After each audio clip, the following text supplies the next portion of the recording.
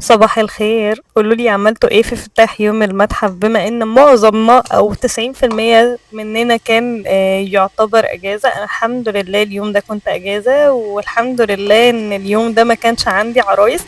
لان انا معظم العرايس بتبقى في الهرم، فده كانت هتبقى مشكلة كبيرة قوي حقيقي. الحمد لله يعني ربنا رحمني وان انا اليوم ده ما كانش عندي عروسة، لان الموضوع كان هيبقى مشكلة كبيرة. واليوم ده الحمد لله قضيته في البيت، وكان يوم لذيذ خفيف كده. فيلا بينا نشوف هنبدأه ازاي. اول حاجة انا بدأت عملت فطار، واهم حاجة ابتديت اعمل كوباية النسكافيه علشان خاطر انا كنت صاحية من الساعة 7 الصبح. ليه؟ انا مش عارفة، هي بتوقيت الساعة الجديدة الساعة 7 الصبح، لكن هي توقيتها 8 زي ما كنت باصحى الوقت الأولاني. بس من 7 الصبح هاعمل إيه لحد آخر الليل أنا مش عارفة.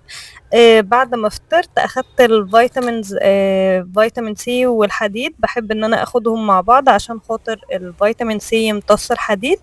بعد كده بشوية دخلت على البلكونة علشان خاطر أضبط القعدة الرايقة بتاعتي، علشان خاطر أفتح كتاب جديد أقراه. فمسحت الترابيزة لأن طبعا بتضطر في ساعتها.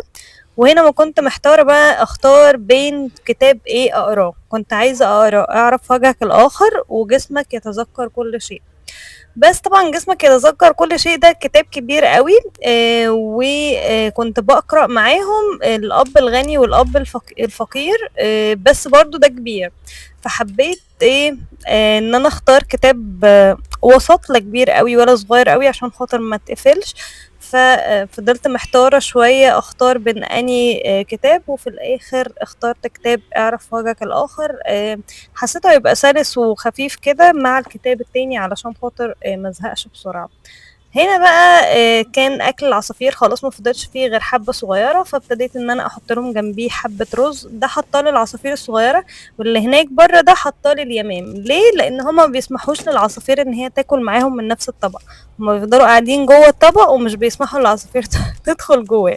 فلقيت ان العصافير مش بتاكل، فاضطريت ان انا احط لهم طبق تاني على السور، رغم ان هم مبهدليني البلكونه علشان خاطر حطها سور. بس فداهم مش مشكله. بعد كده فتحت الكتاب وابتديت ان انا اقرا فيه كده في الاول، وعملت كوبايه نسكافيه تانية صغيره علشان خاطر كانت لسه الساعه 12. وانا عملت يعني يعتبر حاجات كتير قوي ولسه اليوم بدري قوي. بس اصحابنا اليمام كانوا جم، هم مش بيقعدوا اي حد خالص على الطبق بتاعهم. في واحده بتضرب اي حد يجي جنب الطبق ده.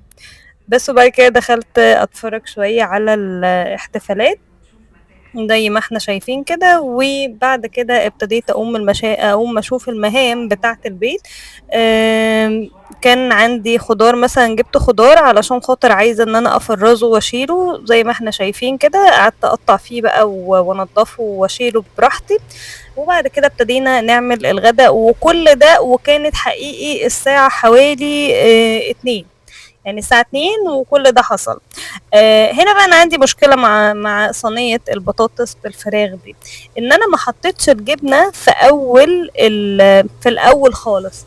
فلما جيت احطها في الاخر علشان خاطر تخلي الوش محمر، هي قلبت زيت زي ما احنا شايفين كده، ما احمرتش. فبعد كده حطوا الجبنه من الاول. يعني انا كل مره بحطها في الاول، ليه المره دي حطيتها في الاخر؟ خفت ان هي تتحرق الصراحه، وانا كنت عايزه البطاطس تستوي شويه كتير.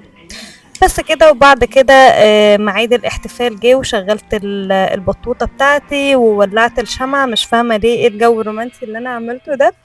وبعد كده جبت الشراب السيليكون ده وحطيت جواه اللوشن. قلت بقى بما ان انا قاعدة حبة ومش هقوم افرك، فابتدي البس الشراب السيليكون وكمان الجلافز السيليكون. وزي ما انتم شايفين بعد الاحتفال ايدي بقت عاملة ازاي.